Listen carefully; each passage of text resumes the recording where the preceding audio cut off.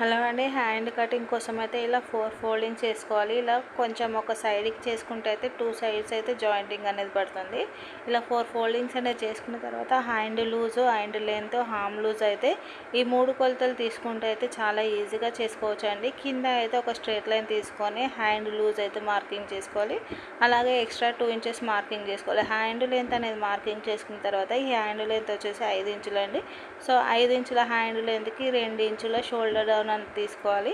ఈ ఫోల్డింగ్ దగ్గర నుంచి మనము హామ్ లూజ్ అనేది ఇలా మార్కింగ్ చేసుకొని ఇలా లైన్ అనేది తీసుకున్న తర్వాత షోల్డర్ పైన 1 ఇంచ్ విడ్త్ అనేది తీసుకొని ఆ 1 ఇంచ్ విడ్త్ దగ్గర నుంచి హామ్ లూజ్కి ఇలా మార్కింగ్ చేసుకోవాలి.